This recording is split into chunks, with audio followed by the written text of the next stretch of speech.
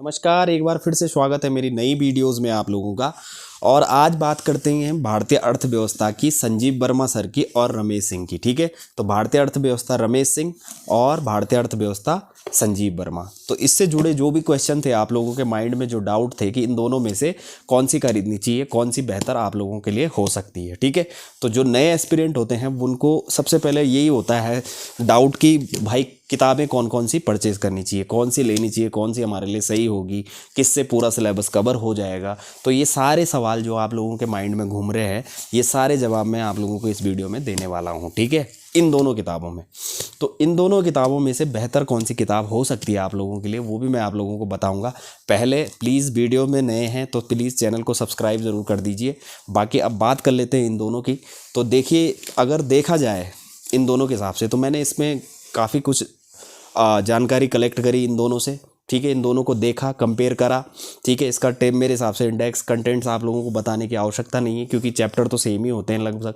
लेकिन जो इसमें और इसमें है वो क्या है, वो भी मैं सारे डाउट आप लोगों को क्लियर करूंगा। क्योंकि सब कई बच्चे स्टूडेंट्स क्या करते हैं, ढूंढते रहते हैं, मतलब क्वेश्चन चलते रहते हैं माइंड में कि कौन सी इकोनॉमी की, इंडियन इकोनॉमी के लिए कौन सी किताब लेनी चाहिए, कौन सी बेहतर होगी। वो वीडियो पे वीडियो देखते जाते हैं। तो मेरे हिसाब से इस वीडियो को देखने के बाद आप लोगों के मन में कोई डाउट नहीं होना चाहिए। ठीक है, तो चलिए शुरू करते हैं इन दोनों का।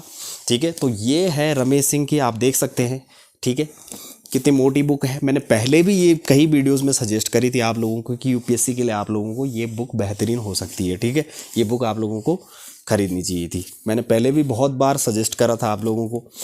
और दूसरी है संजीव वर्मा सर की, तो आप देख सकते हैं कितनी मोटी है। तो बिल्कुल दोनों में डिफरेंस अगर देखा जाए तो मेरे हिसाब से देखो आधे का डिफरेंस है पेजेस का। तो इससे क्या पता चलता है हमारे को, इससे पता ये चलता है कि जो इसमें जानकारी है, इसमें बहुत ज़्यादा गहराई में जानकारी है, और इसमें इससे थोड़ा कम है। समझ गए?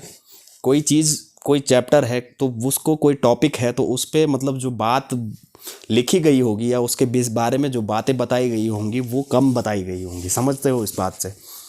अच्छा, मैंने पहले भी स्पेक्ट्रम और बिपिन चंद्रा का जो आधुनिक भारत का इतिहास था वो भी कंपेयर करा है, वो भी वीडियो आप लोगों ने देखा होगा। ठीक है, तो वहाँ भी मैंने आप लोगों को बताया था कि आपको कौन सी खरीदनी चाहिए, आपके एग्ज़ाम पॉइंट ऑफ व्यू के हिसाब से कौन सी बुक अच्छी होने वाली है। तो सबसे बात है इन दोनों की, अभी तो फिलहाल इन दोनों की बात चल रही है। तो आप देख सकते हैं कि पहले साइज़ ही देख सकते हैं, साइज़ से पता सकते हैं कि किस में ज़्यादा जानकारी हो सकती है आप लोगों की। और मेरे हिसाब से मुझे ये लगा है कि रमेश सिंह में एग्ज़ाम पॉइंट ऑफ व्यू के हिसाब, यूपीएससी सिलेबस के हिसाब से सारी चीज़ें अच्छे से और गहराई से कवर की जाती हैं इसमें। ठीक है, बहुत अच्छी बुक है ये तो मुझे तो मेरे पर्सनल ओपिनियन के हिसाब से इन दोनों में से मुझे बेहतरीन सबसे ये लगी है। ठीक है, ये सबसे बेहतरीन बुक लगी है मुझे इन दोनों में से। बाकी नितिन सिंघानिया के साथ भी मैंने करा था, उससे बेहतरीन भी मुझे यही लगी है। ठीक है, नितिन सिंघानिया सर की बुक भी मैंने आप लोगों को बताई थी, उससे बेहतरीन भी मुझे यही लगी है। ठीक है, मैंने वो भी और ये भी कंपेयर करा है। आप वीडियो देख सकते हैं मेरे चैनल में जाके, मैंने वहाँ वीडियो डाला हुआ है। तो इसमें बहुत गहराई में, बहुत ही अच्छी तरीके से इसमें कवर किया गया है। इसकी भाषा, लैंग्वेज अच्छी है, समझ में आ जाती है। और मेरे हिसाब से आपको कौन सी खरीदनी चाहिए, तो देखो पर्सनल ओपिनियन के हिसाब से मेरे हिसाब से आपको यूपीएससी लेवल या पीसीएस, स्टेट पीसीएस की अगर आप लोग तैयारी कर रहे हैं तो उसके हिसाब से आप लोगों को ये बुक खरीदनी चाहिए। ये बेहतरीन बुक है इसकी अपेक्षा, इसकी तुलना में। ठीक है, देखो इतनी पतली बुक में मेरे हिसाब से। और दूसरी बात, क्या आपको लगता है कि मेंस के हिसाब से भी आप लोगों के, मेरे हिसाब से मुझे तो नहीं लग रहा। मेरे हिसाब से मेंस आपके लिए, ये प्री और मेंस दोनों के लिए मेरे हिसाब से काफ़ी है, इनफ है। ठीक है, तो ये मेंस भी आपका क्लियर करा देगी ये वाली बुक। ये मेंस के लिए भी बेहतर है और प्रीलिम्स के लिए भी आप लोगों के लिए बेहतर है। तो बेहतर चॉइस यही है मेरी पर्सनल ओपिनियन के हिसाब से। मुझे ये लगता है कि आप लोगों को ये खरीदनी चाहिए।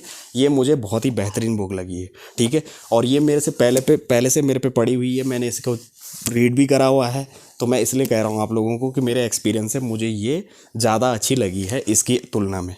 ठीक है, तो बाकी अब मेरे हिसाब से आप लोगों के मन में कोई डाउट, कोई शंका नहीं रहनी चाहिए कि कौन सी लेनी चाहिए। तो अब आप लोगों को पता, आप लोग खुद समझदार हैं और आप खुद जानते हैं कि जो इसमें है वो इसमें नहीं है। समझ गए आप? इसमें बहुत कुछ जानकारी है, इसमें थोड़ा कम है जानकारी। तो इसमें भी है, मैं ये नहीं कहूँगा ये ख़राब है, ये बुक भी अच्छी है। छोटे एग्ज़ामों के लिए हिसाब से ये भी अच्छी बुक है, क्योंकि इसमें शॉर्ट में है और इसमें थोड़ा सा लॉन्ग में है, थोड़ा गहराई में जाके है। तो आप देख सकते हैं, आप खुद समझदार हैं कि जो इसमें है वो इसमें नहीं है। समझ गए आप?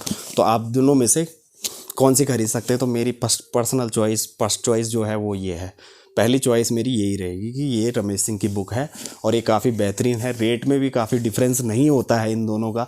आप लोग अगर ख़रीदते हैं, ऑनलाइन ख़रीदते हैं, तो मेरे हिसाब से लमसम सेम प्राइस में ये दोनों मिल जाती हैं, लगभग कुछ ज़्यादा डिफरेंस नहीं होता है। सेल में ये किताब और सस्ती मिल जाती है आप लोगों को, ठीक है। तो बाकी मेरे हिसाब से कोई इशू नहीं होना चाहिए अब इसको लेके। और बाकी ये टॉपिक इतना बड़ा टॉपिक है नहीं कि इसके मेरे हिसाब से अब कोई और वीडियो देखने की आपको लोगों को आवश्यकता भी नहीं पड़ेगी, ठीक है। तो मैंने बता दिया आप लोगों को, आपको भारतीय अर्थव्यवस्था के लिए रमेश सिंह फॉलो करनी है, काफ़ी अच्छी किताब है। साथ में आप NCERTs भी पढ़िए 9th to 12th तक की, तो मेरे हिसाब से बहुत है प्री और मेंस के लिए, ठीक है। तो चलिए, अगर वीडियो अच्छा लगेगा तो लाइक करना, और चैनल में नए होंगे तो प्लीज़ चैनल को सब्सक्राइब ज़रूर करना। धन्यवाद।